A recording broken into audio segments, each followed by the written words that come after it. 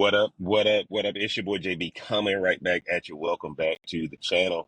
Man, I had to jump on here real fast because I wanted to discuss this Shedeur and Shilo jersey saga. And I waited to make this video on purpose because, as y'all know, Shedeur got number 12 and Shilo has Shilo, we don't know his number yet, but we know he's not going to get 21 because the Buccaneers just released that another player was going to get 21. And guys, this thing got me really having to accept some realities. Notice now, I'm not saying I'm accepting some truths. I'm just accepting some realities. So I know, look, I'm a Shedeur fan. I'm a Shilo fan. I'm a Coach Prime fan. I even got a Coach Prime playlist. But it's time for me to kind of start looking at things differently.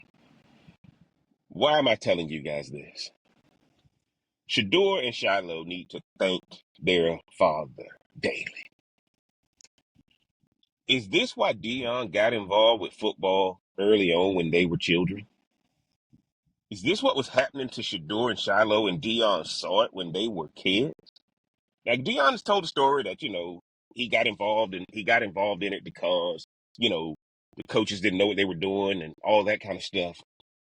But guys, has Shilo and Shedeur, whenever they get outside of the protection of their father, is this what happens? Guys, I'm perplexed on this. And before I go further, make sure you hit the subscribe button, man. That really supports the channel. But Shedeur and Shilo are now getting objective treatment. Now, some people gonna say it's racial. Some people gonna say it's racial. Some people gonna say it's collusion. Some people gonna say it's a number of things. But what if they're getting objective treatment? The dude from Cleveland won't even give up the jersey to Shedeur. Right? What happened to blacks supporting blacks? If I had number 2 for Cleveland, the first thing I'm gonna do is, hey man, get at the Shedeur, bro. Just give me whatever number.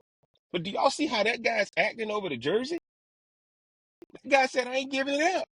And I know what that means, guys. You know what? You gotta pay me for it. You gotta pay me for it. But why ain't this guy, out of respect for Coach Prime's legacy, all that kind of stuff, you know the marketing Shedeur has tied to this. Why not give it to him? Same thing with the guy who's getting 21. Now, we don't know if we don't know if Shiloh's going to make the team since he's an undrafted free agent.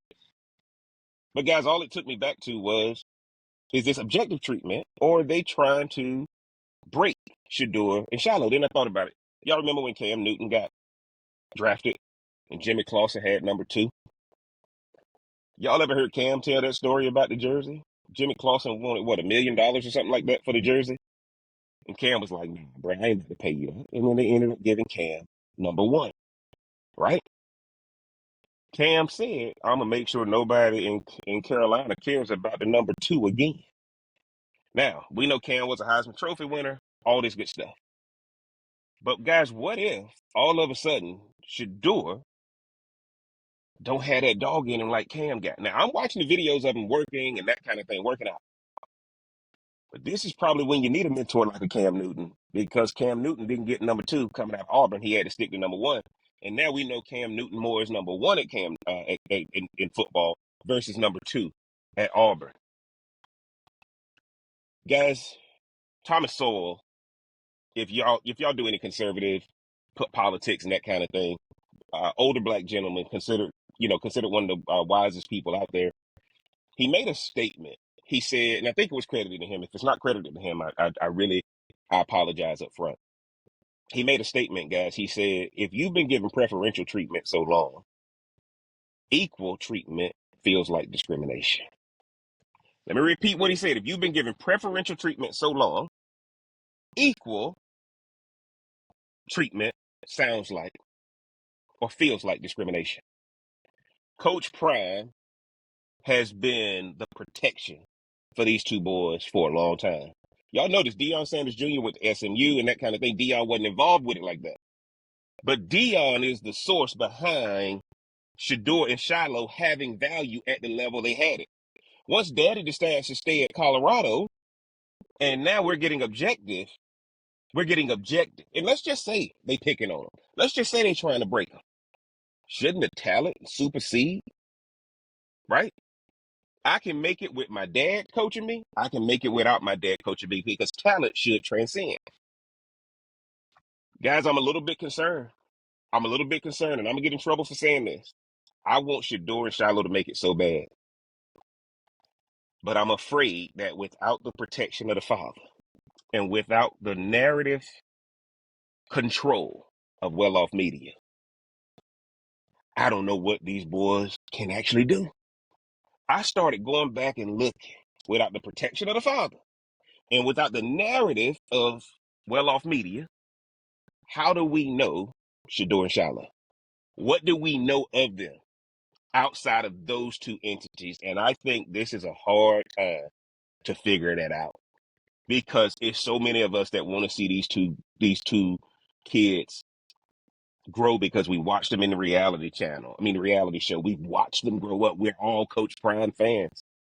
But without the narrative of well-off media and without the protection of Dion and the aura of Dion, the marketing of Dion, what is Shedeur and Shilo?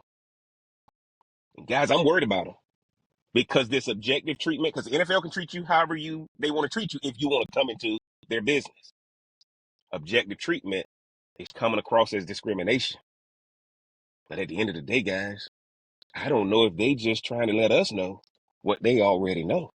Because if it's true that Shedeur got mad that they tried to set him up with the playbook, if it's true that he didn't interview well and all that kind of stuff, guys, there's a problem. And Dion can't fix it, and well-off media can't fix it. But what if all of a sudden, guys, the protection laid in those two systems? My dad is controlling this, well-off media controls this, and I've benefited from that. And I'll ask y'all this question. How many of us would have benefited from a father as popular and influential as Dion, with a media company like Well-Off Media that can connect with the culture in a way we've never seen? And now y'all understand. I look at Shedeur and I look at Shilo, and are we looking at Superman in a room full of kryptonite? Y'all get down in the comment section. Let me know what you think, man. Is Jeff crazy or is Jeff on to something? If you hadn't already, mash that like button, hit that subscribe button, turn that bell for notification.